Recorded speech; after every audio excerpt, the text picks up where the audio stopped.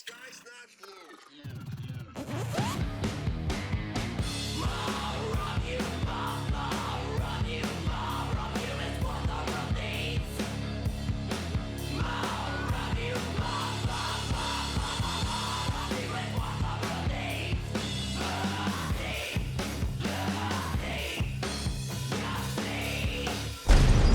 You need to understand that when the time comes, I'm going to be taking over.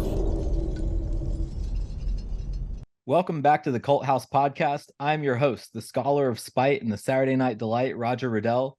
Joining me today, he is the vocalist and bassist for new wave of traditional heavy metalers Night Demon, the bassist for doom and power metal pioneers Cirith Ungol, and the former vocalist of horror punk cryptids Hybrid Moments, Jarvis Leatherby. Ooh. How you doing today, Jarvis? I'm Jarvis Leatherby. I'm single and ready to mingle. No, see, I don't have a tag. Like you. I didn't think of one, man. Wow, hybrid moments. Wow, you really brought that out of the depths. That's cool. That's perfect. I like your EC Comics kind of vibe. The artwork that you have for the show is really cool. So.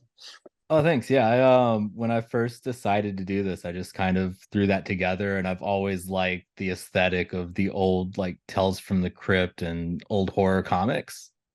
That's my favorite, man. Yeah, it's great. Yeah. So you've got a new Night Demon album coming out, Outsider, March 17th, right? Correct. And it's your first concept album. Yeah, we tried to do every album. We tried to make a concept album, and it just like fell by the wayside after like a song or two, you know.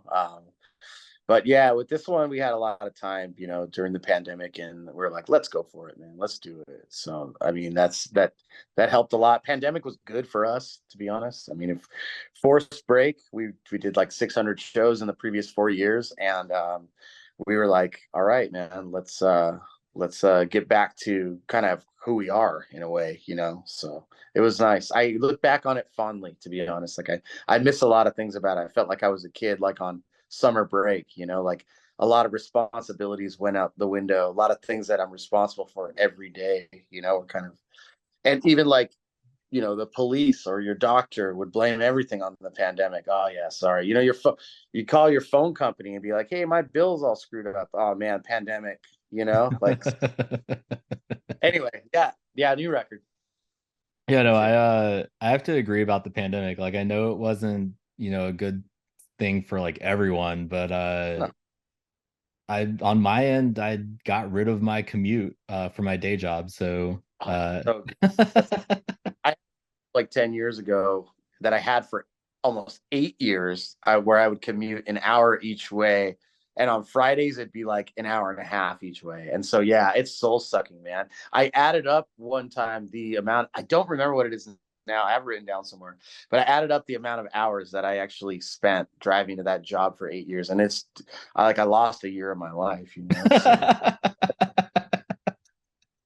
But now it's cool because podcasts are popular now, so you can listen to something in the car, not like the same CD over and over again. I also had my CD player broke, and like so I had a CD that was stuck in there. It still worked, but I had to listen to just that, you know. So yeah. Yeah. Dude, the last car that I had, it was for some reason it was made in 1999, but it still had a tape deck in it. So I had to have the whole thing where you run the the adapter thing, but you plug it into a portable CD player or your phone, and then the tape deck itself broke, and so I couldn't even do that anymore. That's classic. Yeah, we had a tape deck in our tour van up until I guess the pandemic, and then when we went up to a bus and retired the van and got rid of it, it was kind of sad. We love tapes, man. Like we always release our stuff on cassette, and I put out a mixtape series monthly. So like, yeah, I'm way into cassettes. They're great. They're like they're so unique, you know, like it's actually a mechanical thing, you know. It's like, as a physical format, it's like the most physical format. It moves, you know, it has gears and like each tape sounds different from the other one, because of that, so. When I was a kid, like I guess age 3 or 4, the first album that my dad like ever gave me to listen to was Aerosmith Pump on like cassette. Oh, wow. Like it was my favorite album when I was like 4 or whatever. And like I just remember being obsessed as a kid with manually winding and unwinding the tape. Yeah. Oh yeah, totally. And then you get the pencil in there with the, yeah. Yeah, that I had that record on tape too, man. Yeah. I was like, I saw Janie's Got a Gun on MTV, and I was like, I got to get that tape. Terrible artwork, though. Yeah, terrible. I always think of it as like maybe the last great Aerosmith album, though, before they just did nothing but power ballads. I think Get a Grip was pretty cool, man. I don't know. I was like in junior high when that came out, and that was like I don't know, it was kind of cool. There was a good rotation of that going on, but that's definitely the last contender, So yeah, I'm with you there. Yeah, no, so back to Outsider. I've had a chance to listen. Talk about Aerosmith, dude. Come on. Yeah, no, I mean, we might drift back to that later. You never know. But yeah, I've had a chance to listen to Outsider, and I've had it on rotation for the last like week or so. Really? When I'm like going to the gym or just doing things around the house. I really liked that from the beginning of it. It gave me kind of a classic Judas Priest or like Iron Maiden vibe, like Iron Maiden before they started making every song like 8 minutes long, like Peace of Mind, Number of the Beast, era.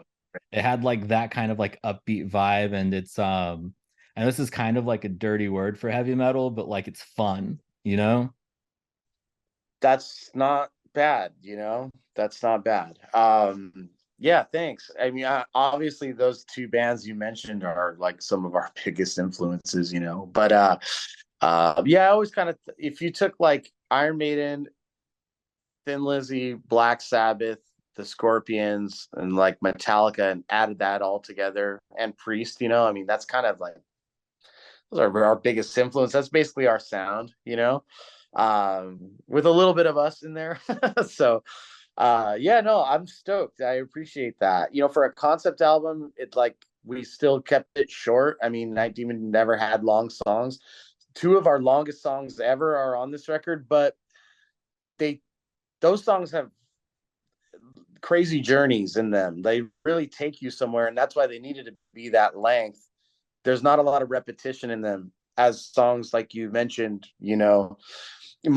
My least favorite thing is going to see some of my favorite classic bands and watching them in a stadium play for 2 hours, and I hear like 12 or 13 songs because their discography is so big, So with us, when we do a headlining show, we did a live album in 2018. It's a 90-minute show, and we put the whole set list on there. There's 23 songs, so it's like we always wanted to be a band like that was able to play a lot of songs live, get in and get out.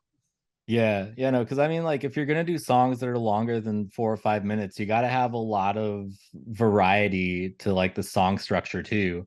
Because like one of the bands you mentioned, Metallica, one of the things that has always stuck out to me about their discography is that when you get to Saint Anger, arguably everyone's least favorite Metallica album, the thing that I've always hated the most about that album is that every song on it is unnecessarily like 6+ minutes long, and they like got rid of the solos but replaced it with repeating the first verse over and over again on every song. Yeah, it's kind of strange too, because when you watch the documentary, some kind of monster movie, like there's that argument where it's like they're telling Kirk like not to play any solos because that's kind of dated. But really, if you listen to that album 20 years now after its release, that album is totally dated. Like it's totally stuck in that year of trends, And I mean, look, I hate criticizing Metallica. They're an easy target, you know, Yeah. but they're just they're so important, you know, that I think that that's kind of why that happens. But I also kind of feel for them. Like they're constantly judged on things that they did when they were 20 years old. Like if that happened to me, if I had to go out and play songs that I wrote when I was 20 every night, like dude, nobody would come see me, you know. Like I they're an easy target, and I have a ton of respect for that band, you know. I really do. But I'm not disagreeing with you. Yeah, no, I do too. Like I've got their one of the original like record store promo posters for the Black Album hanging back there. I So they're one of my all-time favorites. right Huh? next to Rasputin. Oh yeah. Yeah, yeah. That's cool. That's cool. Yeah. Yeah, no, I think that my probably most controversial Metallica take is that my favorite album of theirs is Load. Like that's I feel like that Really? album is Metallica being the band that James and Lars wanted to be to begin with, because Wow. they always wanted to be Motorhead, and like Load is Metallica being Motorhead. That is such an interesting take. You know what's funny is I have a very interesting story about that album. I I got my driver's license the the winter that they were recording that record.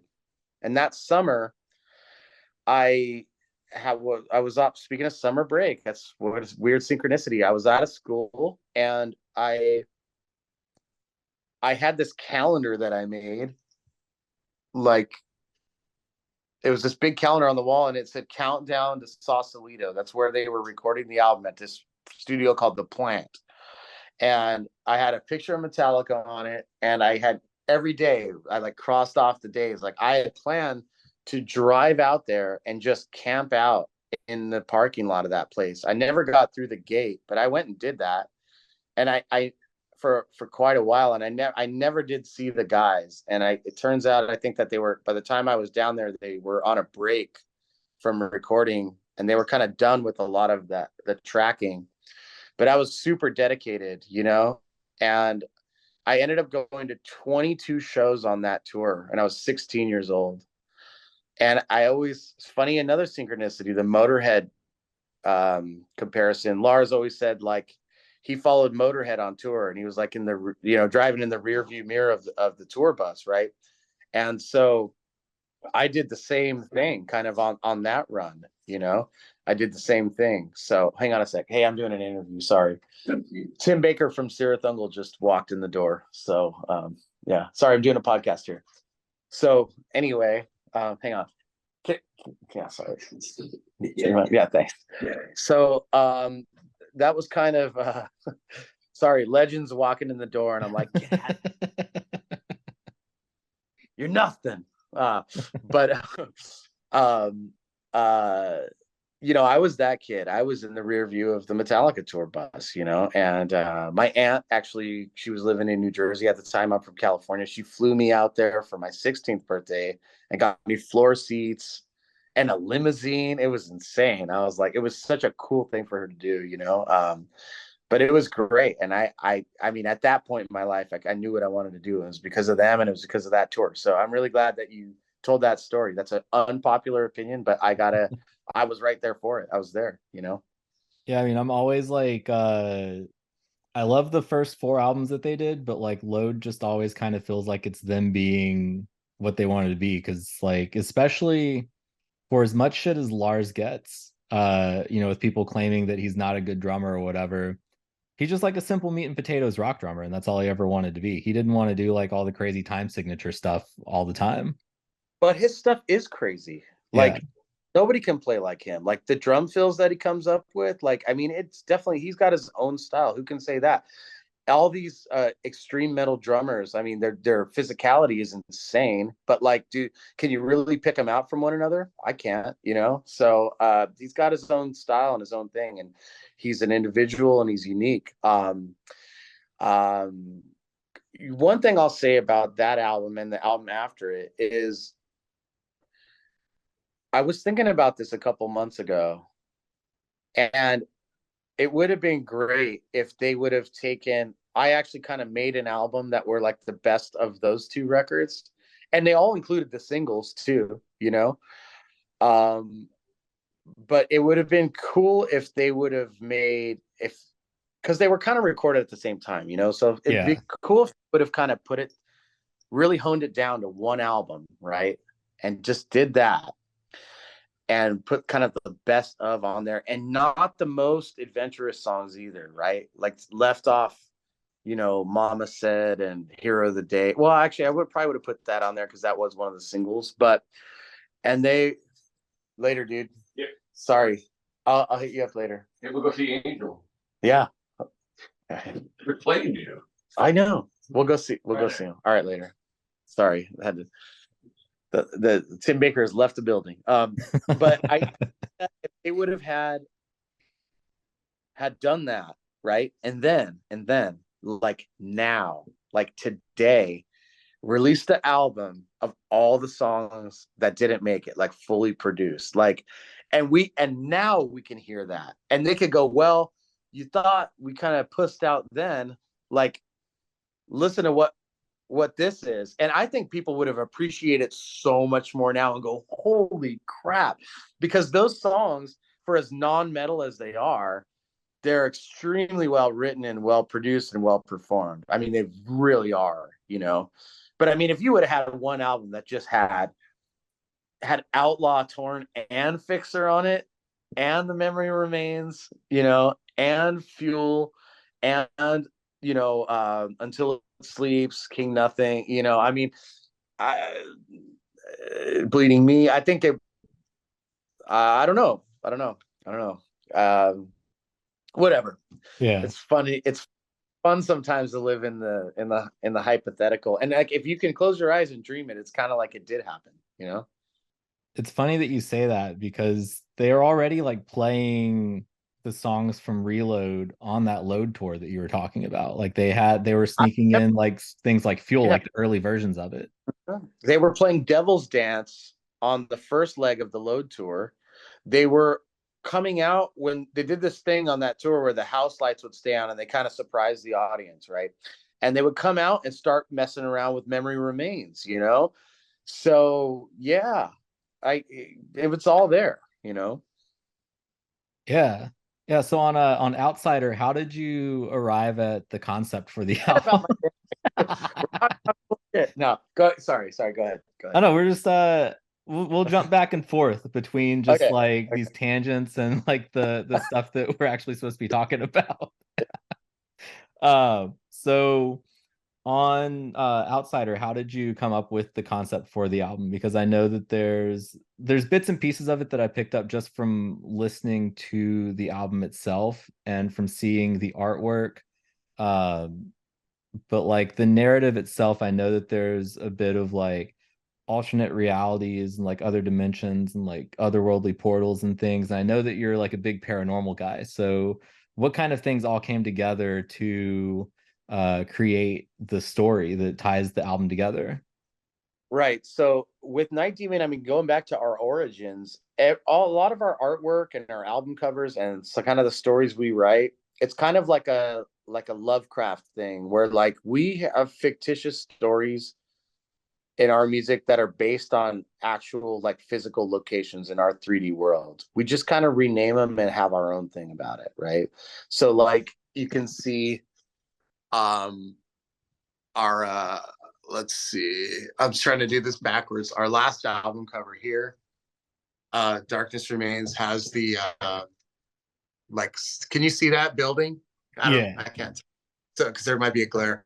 That's like Ventura City Hall, like the place that the city that we're from. And so like we have a whole lore about that, you know, and it's called City Hell, like on our record, you know. So like it's kind of the same thing with this. What happened was I was living in Ireland and my girlfriend had taken me to this abandoned church that had a graveyard around it, and it was like overlooking the sea, and there was this desolate road leading up to it, and I was just like, this is incredible.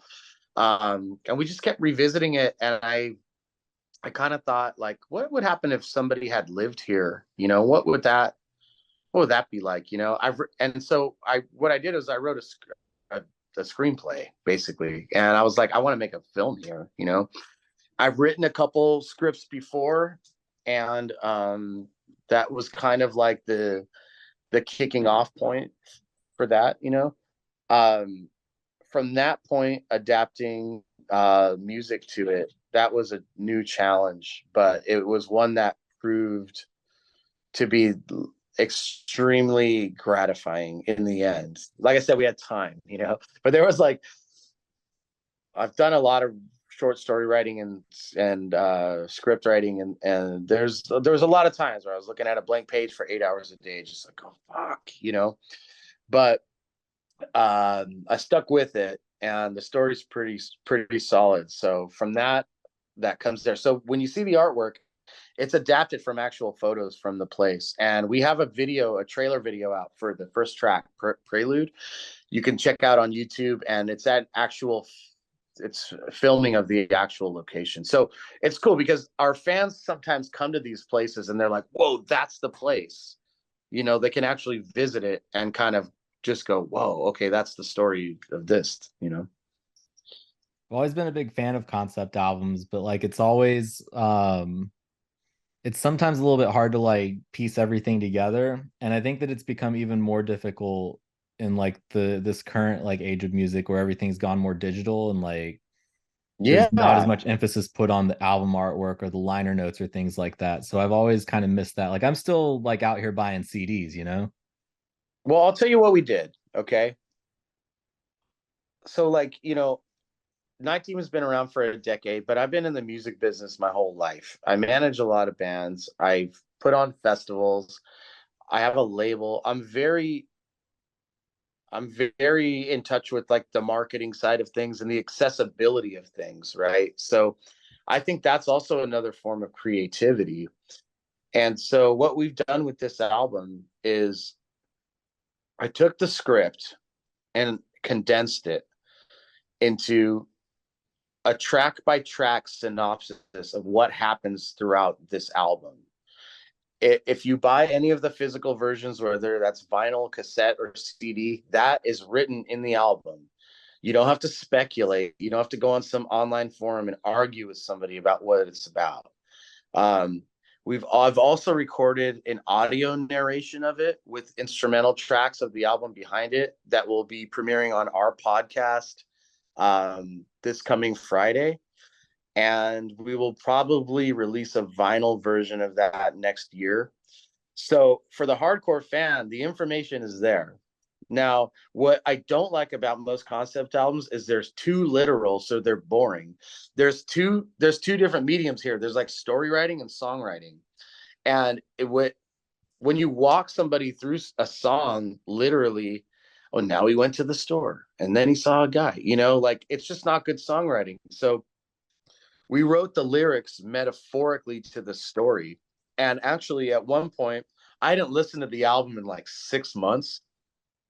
And I decided to have another spin.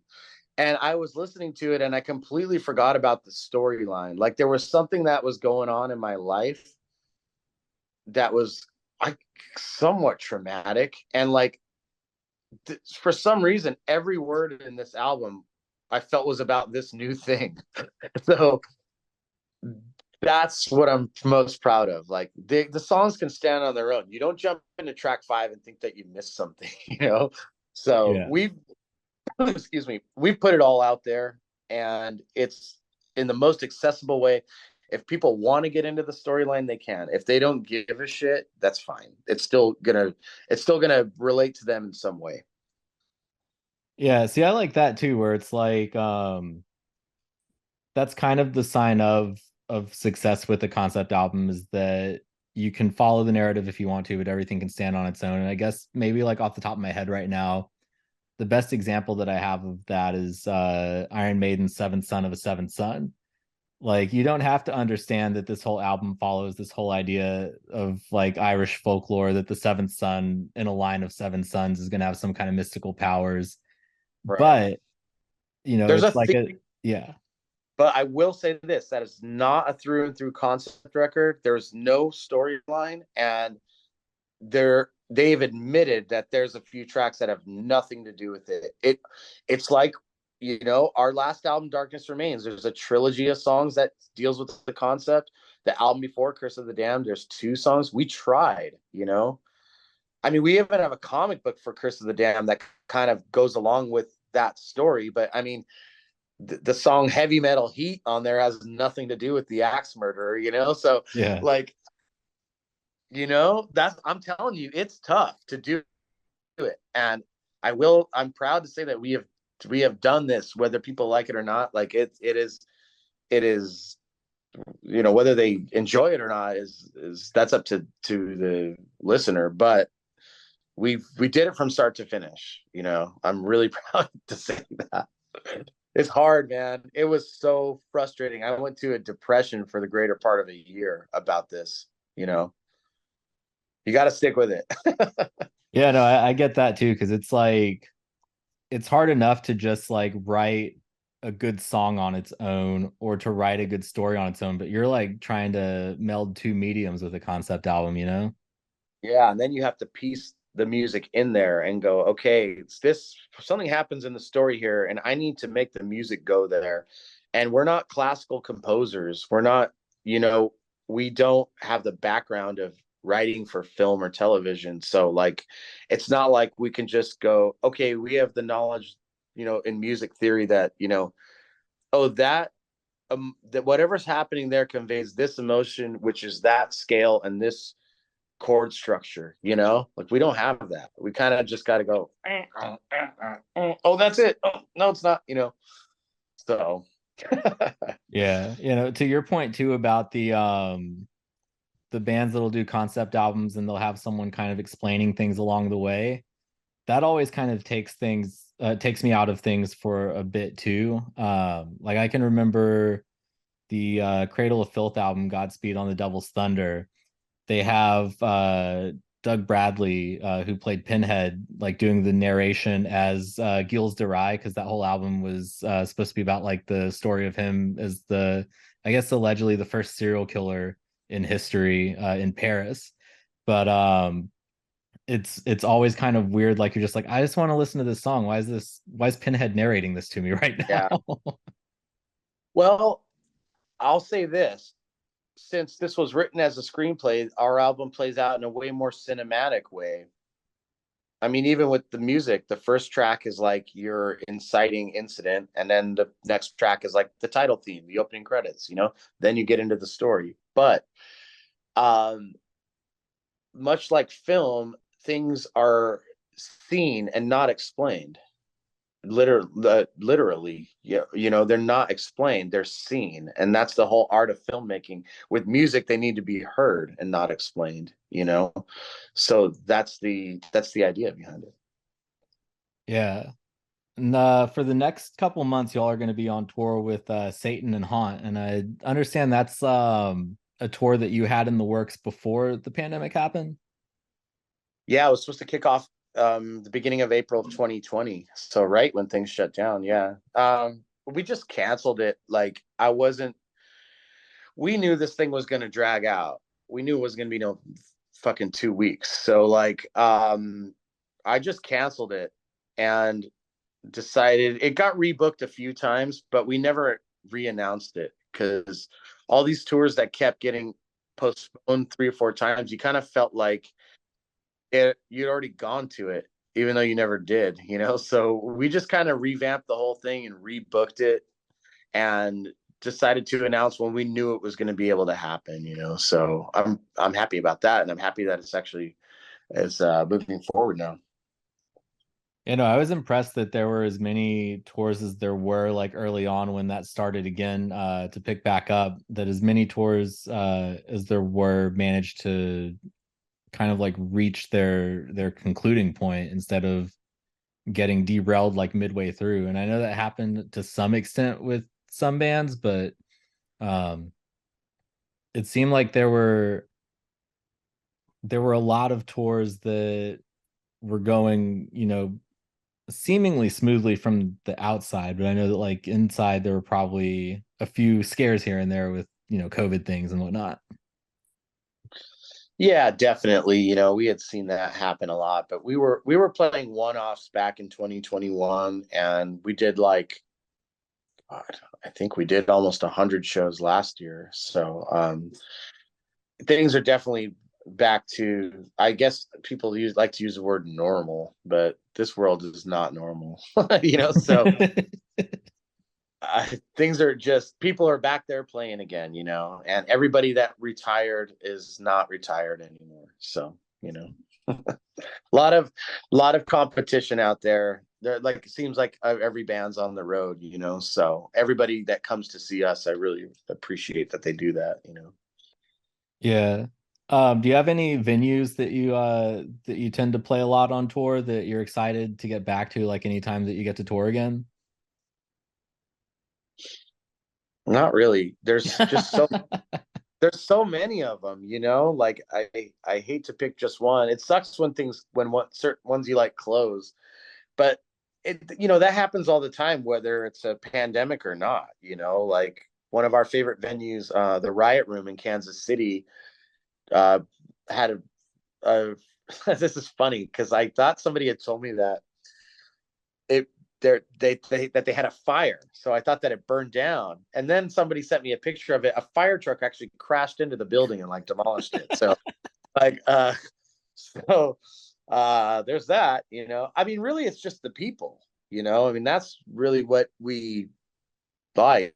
We just like seeing the people. We have so many friends in so many places, and like promoters that we love playing for, and sometimes they work at different venues. But yeah, things change. I think we're just excited to just see everybody. Where are you I'm based out in of? Chicago. Yeah, Oh, so I know cool. Yeah. y'all are playing Reggie's in like a few weeks, and that's one of my favorite venues in this city. Yeah, Reggie's is great. I kind of wish it was like more centrally located, but the Yeah. chess museum is not far from there, and I always like going there. The Chess Records museum there. But I love Reggie's and Shane and all those guys there. And I mean, we've been playing there since we started. I mean, I there's few there's there's few other venues that we've played in Chicago, but we always do enjoy getting back there. It's a good vibe for sure. It's good. That's good for the music that we play. That's for sure. Yeah, no, there's a ton of great venues in the city for metal and rock too. Like it's almost like the city is kind of like spoiled for good venues. Yeah, I mean, it is a big city. I mean, Yeah. LA's like that. LA's always, stuff's always changing around. But there's some of them stick around for a long. I mean, we're playing the Whiskey a Go Go on this tour, so it's like that obviously isn't going anywhere yet. We hope not. uh, but yeah, no, we've done the Metro, and we did a bigger show at the what was it, the Arlington? No, I can't remember. I remember Fireside Bowl from back in the day. We've done the Livewire Lounge. We've done Cobra Lounge. I mean, yeah, we've been all over Chicago through the years, So, but Reggie's is a great home for us. And I love that on the stage there's like a Teenage Mutant Ninja Turtles like manhole cover, like right in the middle, Yeah. So not many picks down that thing, But nobody ever gave me any pizza out of it. There was never any like a slice of pizza that came up out of it. Yeah. That'd be a good gimmick for someone to figure out how to do. We want to make a Ninja Turtle jump out of there, I mean, Or there a was body. do you remember the back in the 80s when Ninja Turtles first blew up, there was a Ninja Turtles concert tour and there was like a home video of it. And it's like watching it now, it's just like a weird acid trip. Wow, I don't remember that at all. I remember like going to Pizza Hut and there'd be like all this turtles like shit going on, and like I remember the films, I remember the cartoon, I remember the action figures.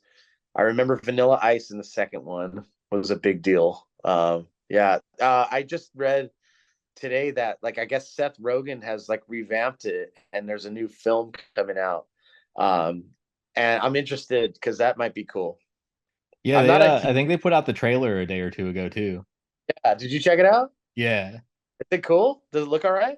Yeah, it looks pretty good. It's animated and I like the art style. I know a lot of people Oh, it's were yeah, there's a bunch of people that were complaining that they made April O'Neil black, but like I think she's black in the original comic, so I don't understand why people are pissed off about that. I think people just are pissed off because they want to be pissed off, and Yeah. they think they think everything is some form of affirmative action, but I mean, we live in a multicultural world, and it's interracial relationships are very much a reality these days, and Yeah. it's not we've evolved as a hopefully, but yeah, whatever, man. You know, At least I've it's I kind of reached this point too with so I'm like a big Marvel Comics guy, and okay. with a lot of like the movies and shows and stuff. So like last year, like I've enjoyed all of it, but I can watch something like Miss Marvel or She-Hulk and be like, I enjoy this, but at the same time, I realize that I'm not the target audience and I don't have to be the target audience for everything, you know? Really good attitude to take, man, because I checked out. Like, I don't watch any of that stuff now. When they Yeah. canceled the Daredevil series on Netflix, which I thought was great, I loved it. When the Disney takeover happened, um, the same with Star Wars. I was such a Star Wars kid, and now I can't even keep up. And I'm just like, whatever. A lot of friends are telling me that, oh man, it's so good. But yeah, it's just not for me anymore, And Yeah. especially, I'm such a big film buff, and just the amount of money that they're spending on these movies. I wish they would spend more on the writing. Yeah. God, with $250 million and no location shooting, it's all green screen. Like, hire some good writers. They're out there. Like, let's get some real storyline happening here. Yeah. I don't know. You I know, don't I know. think part of the big challenge on a lot of that Marvel stuff now is that like they have to write the individual films now to fit into an overarching like plot that goes across dozens of movies. And so Well, see, that's yeah. I don't like the whole Avengers or Super Friends, or what was the DC Justice League. That whole idea, I think, does not have anything to do with individual stories. Like, you don't need that. You never had that in the comics. It was like spin-offs happened in their own way. They don't the stories don't need to add up.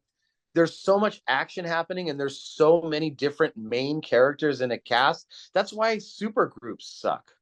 You Yeah. know, it's just there's no chemistry there.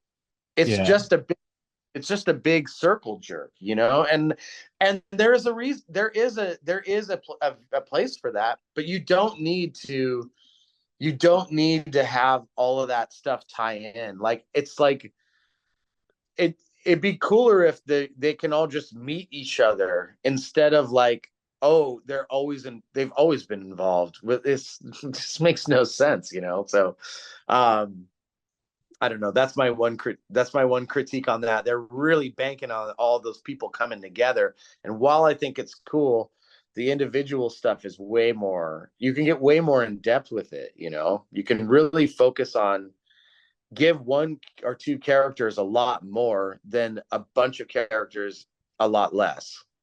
Yeah. Yeah, no, that's kind of my big hang up with some of it too, is that like so I'm like a big Spider-Man guy. And when Marvel Studios finally got to introduce Spider-Man into that whole like Marvel Cinematic Universe thing, I felt like the one thing that held back the three movies that they did with that is that he had to fit into this larger universe. And it came at the expense of them being able to really focus more on the fact that like that character has a pretty like rich cast of like supporting characters. Right. Right. A lot of human characters. Yeah. But like, I loved the Sam Raimi films. I thought those were great. And that was before this whole thing happened. I thought they were really cool. Even especially the first one. Yeah. And just how it ended.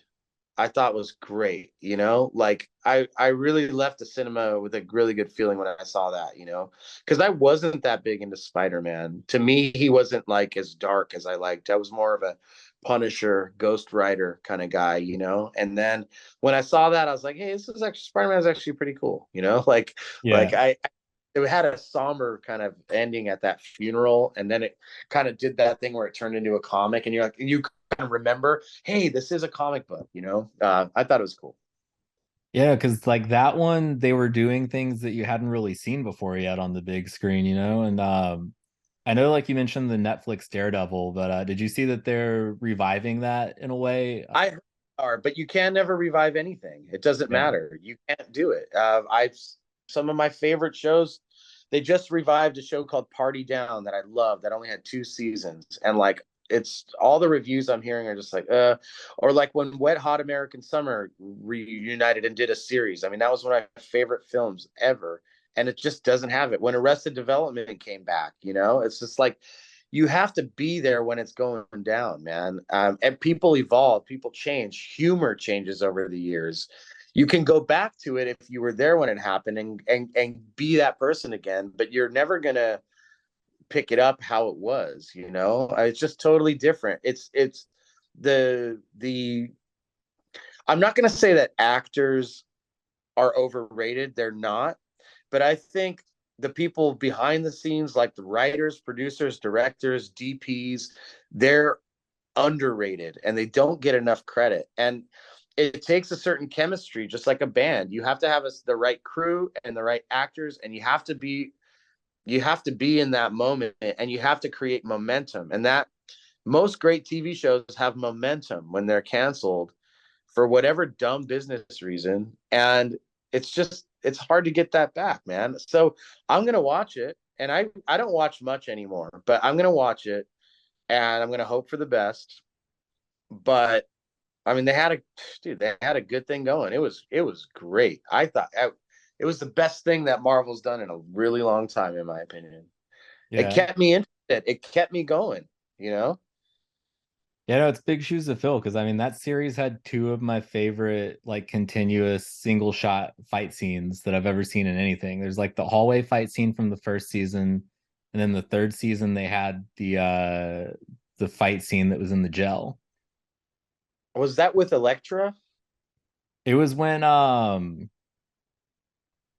it was Matt Murdock in the gel, and I remember the Kingpin was in there. Man, I haven't seen that season in like several years now, but I just remember it was like a 10 or a 12-minute like continuous shot of him like fighting from the gel Yes, back to the outside. that's incredible. I feel like it just like that series just got erased. I'm glad we're shedding some light on it, you know? Like Yeah. I don't know if Disney has the rights to that Oh now. yeah, it's all on Disney Plus now. Oh, is it? Is it? So Yeah. okay, okay. That's cool. Yeah, but yeah, to your point, you can never recapture the magic when you revive a show, and you can never fit Vince Neil back in a shout at the devil outfit again.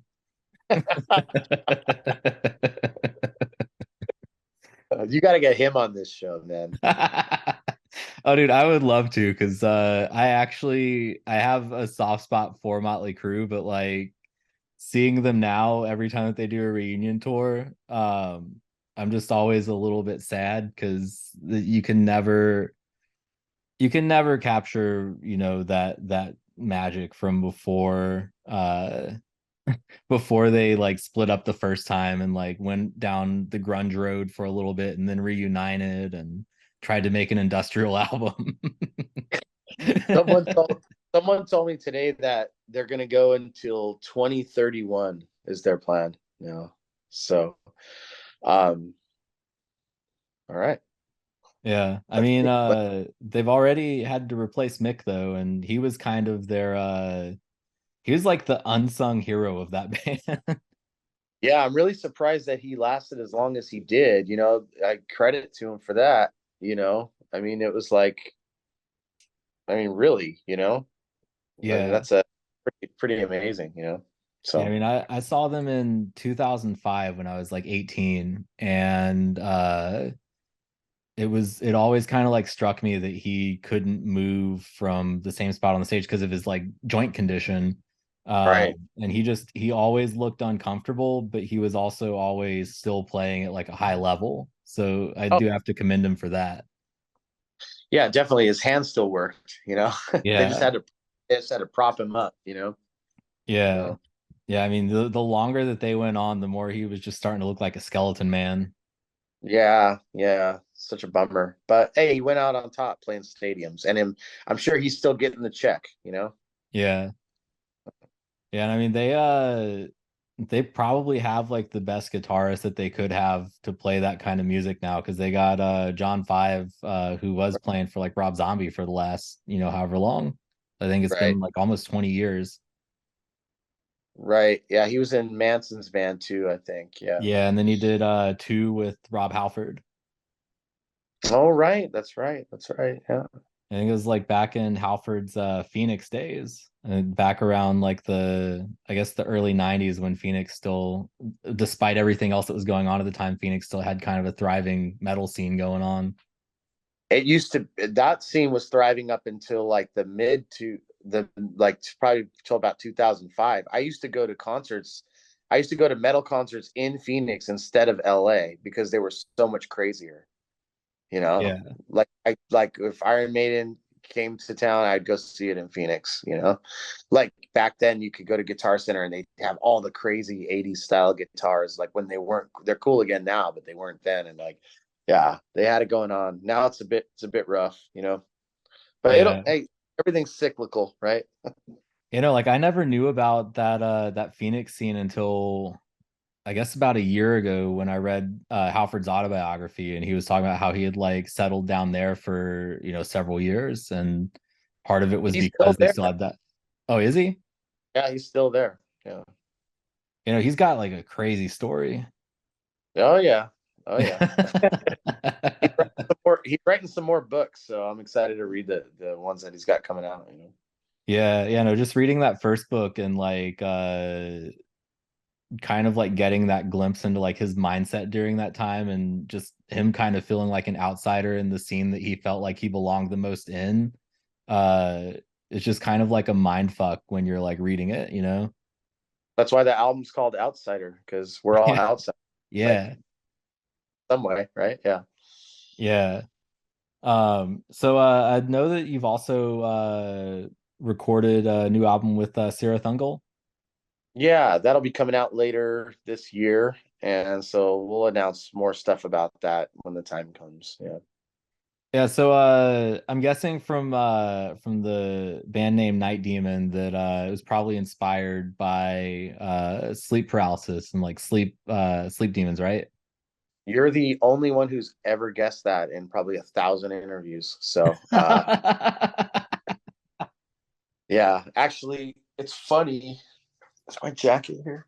Um, I I've suffered from sleep paralysis for most of my life. It sucks. It's gotten a lot better throughout the years. Sometimes when I'm like extremely sleep deprived, it definitely comes back in.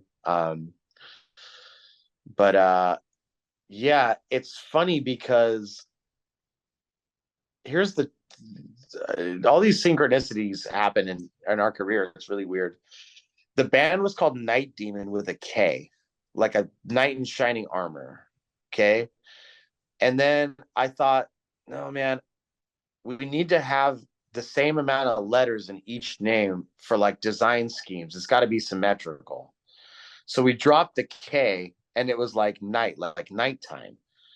And I thought, we're like, this name has to be taken, you know? And so I did a deep dive on the internet. It's like in 2011, and it just wasn't taken. There used to be a website called ubl.com as the ultimate band list. And it wasn't on there, and I couldn't find anybody that had the name. But what I did stumble upon was the name coined for like the dark, shadowy demon that comes into your room at night, like when you're having an episode of sleep paralysis. I had never known that, and it was something that I suffered from for a long time. But I never did any research on it. I was just like, it's a thing that happens to me, you know. Yeah. It wasn't. I didn't think there was any way it was going to get fixed, you know, like like on the internet especially. So it was a crazy synchronicity that I go, oh my God, this is insane. So yeah, we have to have the name. But I'll hang on one sec. I want to show you something. Hold on. Okay.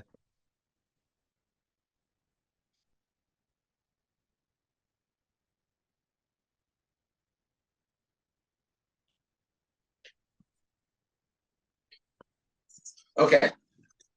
So there's a patch here that I have on my jacket that I found a couple years ago at a great horror store out here in California called Dark Delicacies. They do a lot of great in-store signings, and they're an amazing store. But so it says sleep paralysis, and I thought it was just super cool. But what was really a synchronicity for us is like, so we have a mascot. His name is Rocky, and he's like a skeleton figure. And so there's a skeleton here on the patch, Yeah. and above him is this kind of like this shadowy figure with these red eyes. You see that? Yeah. And so we have two mascots, Rocky and Eugene. So here is what, I'm going to turn my camera around. Here's what Rocky looks like. Can you see that? Yeah. Right? That's what Rocky looks like. And here's what Eugene looks like. Sorry if there's a glare.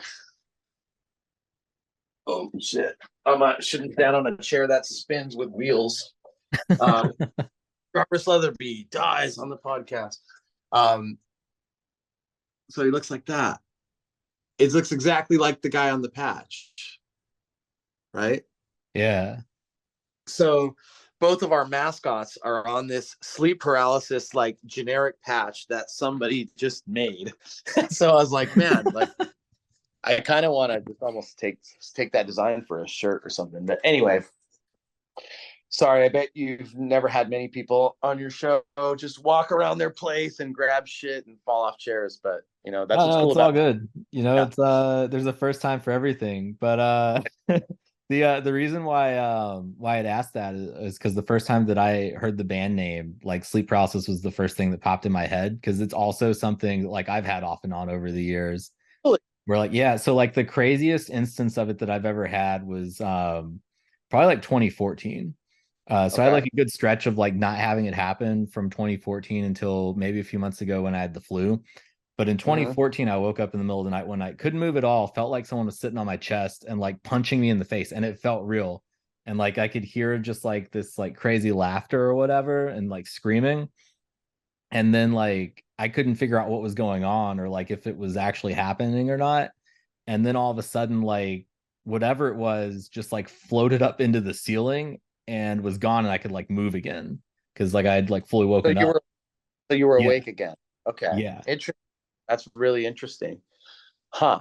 Because it's like basically like your eyes are awake and like, you know, the rest of your body isn't. So it puts you in like this weird semi like dreaming hallucinogenic state from what I understand. Yeah, I mean, I've had it that way, and I've had it before where my eyes are actually closed, you know? Yeah. One thing that I've learned that helps me a lot prevents it more often is like I try and never lay down in like a restricted way, like where my arms behind my back, or I have a jacket on, or I'm wrapped up too tightly in blankets or things like that. Because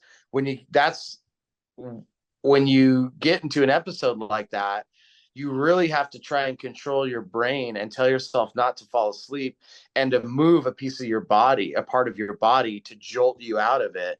And if you can't move, or you're in a claustrophobic like position, then you're screwed, man. And you're in for a long ass ride. Yeah. You know? And so I try and be a lot better about that, you know, which is hard sometimes when you're in a tour bus and you're in the bunk, you know, and it's like, or I'll have episodes where like I sleep in a pitch black dark room, and I have to have some form of light. When I don't, it's crazy. Sometimes I wake up and I don't know where I am, even though I'm in my place, and I'm just like, I mean, bulldozing everything, it creates like a panic. And that's the worst thing that can happen to you in a situation like that. But especially in the sleep paralysis, it's all it is a panic. I mean, that's all you're really doing, and sometimes you really just need to concentrate and slow down a bit.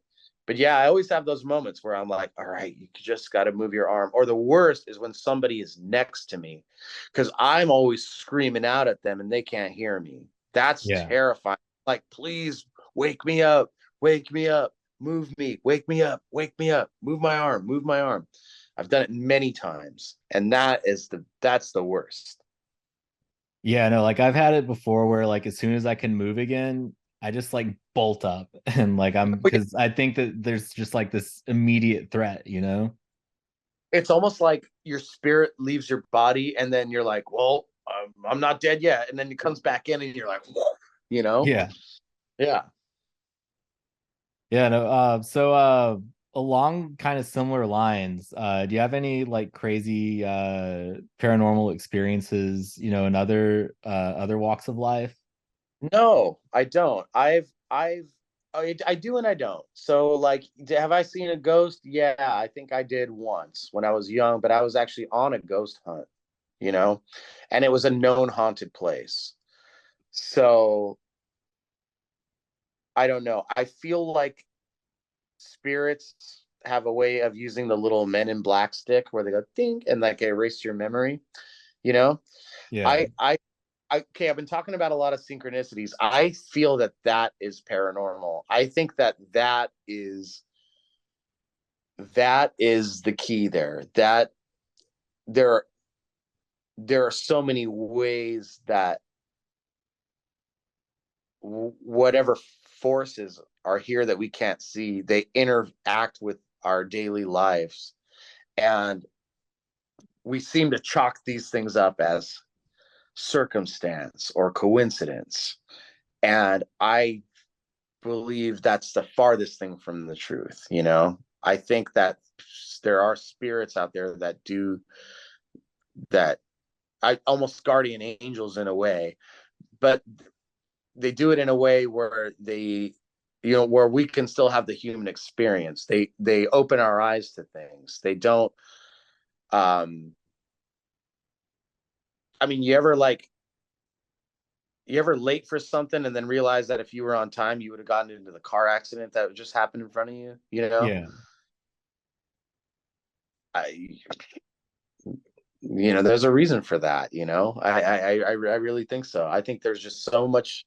And look, I've sat down with some of the top paranormal people in the world, and parapsychologists, and have intellectual conversations about a lot of this stuff. I research it on a daily basis, and I'm just fascinated by it, especially like the metaphysical side of everything. I think that a lot of my girlfriend loves any kind of ghost hunting television shows and stuff, but she's smart enough to also know what she doesn't like about them, and she's actually way more deep into that world than I am, and she actually has like somewhat, I'm not gonna call, she's very career driven. No, I'm not even going to say that. She's very passionate about that stuff. She takes it very seriously. But a lot of those TV shows is just entertainment, and like it's way more focused on the guy in the black shirt doing it, and less focused on what it should be, which are the people there that have actually experienced the stuff. Get them involved in these experiments. Because you're not going to go, okay, this place has been haunted for 1,000 years, and there's been a few accounts that are documented.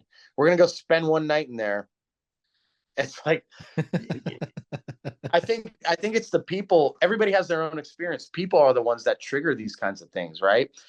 Another thing about it is everybody's just with all these gadgets that everybody has now and stuff. It's like everybody's trying to prove something. They want to have proof. And with all these television shows, it seems like every episode they find proof, but still it doesn't do anything. It doesn't change anything. It's not solid enough proof, you know? So I don't think you need proof to believe in this stuff. I think you just need to have your own experience with it. And that's what matters. That's way more meaningful than saying, hey, I proved it. Okay, yeah, now what? What are you going to do with that? You know? So it's important it's just like anything in life. If you pay attention to the people that try and exploit stuff, you're gonna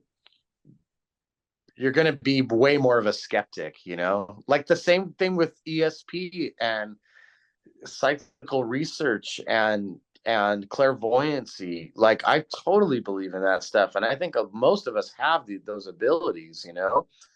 I just don't think we know enough about them, you know? But there's plenty of fucking fakes out there, you know? And all it takes is one for somebody to go, oh, that's bullshit. That doesn't exist, right? But at the same time, those same people every day, they have feelings in their gut all day long. They have these instincts that always prove to be right, you know? And they go against them all the time. Oh, that can't be right because I thought of it. And then they realize that they were right the whole time, you know? Yeah. Yeah. Yeah. I mean, they ultimately embrace being an outsider. Yeah. Well, you know, when I was a kid, my grandparents lived in this house where the woman who had owned it, I guess like 40 or 50 years before, this was like the 90s, and they'd been there for I think like maybe 20 years. But there had been this lady who owned it, you know, something like 30, 40 years before then. So like maybe the last like person or two before them who owned it. She was buried in the cemetery at the church next door to the house. And I can remember when I was a kid, I'd be over there sometimes, and like out of the corner of my eye, like out the window, I'd see this lady walking across the yard, and I'd turn and look, and she wouldn't be there anymore. It was just like, you know, I'd see like this little old lady like walking across there. And part of how she died was that she fell down the stairs into the basement. And every now and then around a certain time of year, you would kind of hear what sounded like a scream and like someone falling down the steps. And there was never like any explanation for it. It was just like a thing that happened sometimes. You pretty much did explain it, you know, and Yeah. why not believe that? I mean, it was a traumatic experience. You know, we're all made of energy, right? And sometimes it's not like this lady's spirit is haunting that stairwell. It's energy. It's something very powerful and energetic happened there. It's a repeat of that. Like that energy lives in that spot, you know? Yeah. It's a replay of it, you know? Dude, I've told people the same thing before, where it's like our bodies are constantly shedding like atoms or molecules or whatever, right? And so if we spend a lot of time in one place and we shed enough of them there, like maybe like there is like replays of stuff that are just stuck there, and like every now and then something just triggers it. That's such a great theory. That's really well articulated. That's and see, so you might not be able to 100% prove that right now, but you can't disprove it. So why would you not at least open yourself up to the possibility of that? It stands to reason that could be very, very possible, you know? And that's the way that I hope people would be. I'm not saying don't question things, but the problem with most skeptics is they won't even entertain this stuff because they're already going into the conversation that's not real. Yeah. And that's stupid. Like I want to be proved wrong about stuff that I feel that way about, you know, like open mind about this kind of stuff. And nobody has those kinds of answers. So it's just stupid. And that's the whole scientific debate. That's just is so lame. But what is science? Science is questioning things and testing things. You have to test these theories over and over again. And some of the tests that they're doing these days with ESP research is just crazy. It's provable. you know, or like the many worlds theory, like the Schrodinger's cat experiment, the UFO thesis, you know, the stuff the Pentagon has revealed. There's been some disclosure, and whether it's flying saucers and little green men, it's something, whether it's that or not, it's something that they can't explain. So that's good enough for me, you know. That confirms something, right? It's something we can't explain, and that's the wonder of the world. Yeah, you know, I mean, the idea that the universe is as big as it is and there's like nothing else out there is a lot harder to believe than the idea that, you know, there's aliens visiting us. Like, I find the idea of aliens visiting us a lot easier to digest. I mean, just look at ancient civilizations. I mean, what there's like something happened there. There was some intelligence that was far beyond human, or we were so advanced as a species. It's just funny what's the things that are left from that we can't even make today, you know. Yeah. Yeah, we're just a pale blue dot in the middle of an asteroid field, you know. Yeah. None of this. I mean, they find evidence all the time too that humans have been around a lot longer than we previously believed too. Like there's like evidence that the Sphinx dates back way earlier than they thought that it did. You know what my theory is? This is my own individual theory, so anybody could say I'm crazy, and that's fine. But I firmly believe that all of this has happened before. Okay?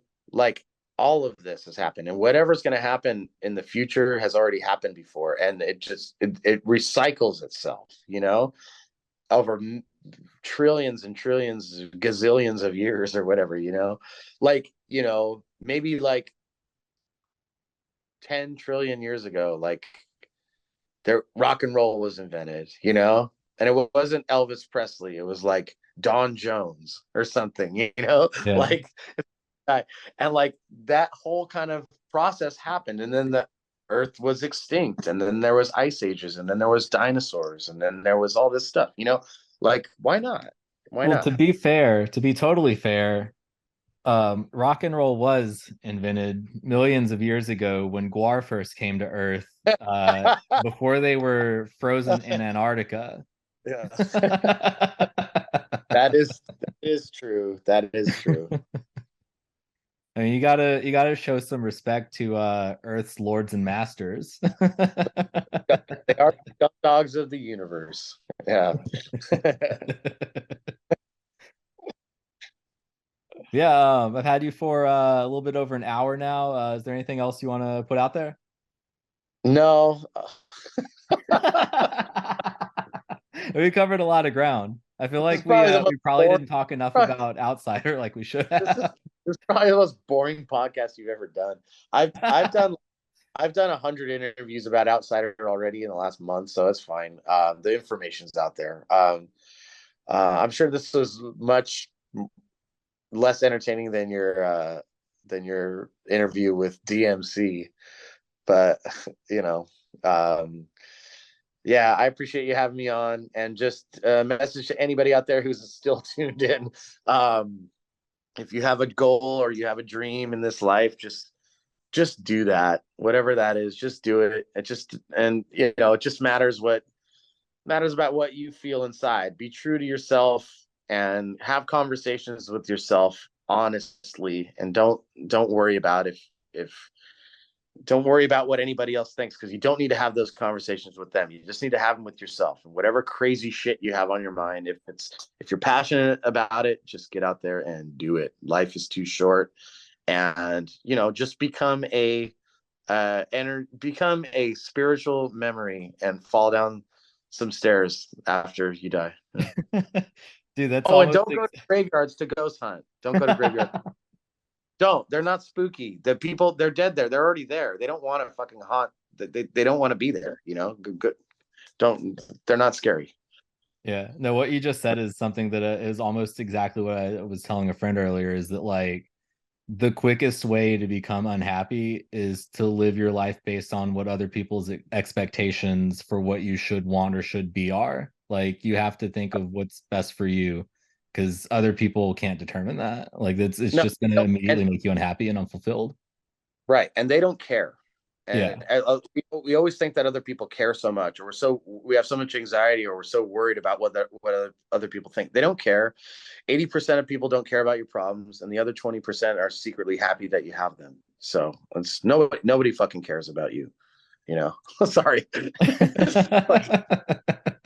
Look, doesn't fucking matter what anybody else thinks. Good way to end it. Yeah. Thanks again for taking the time, Jarvis.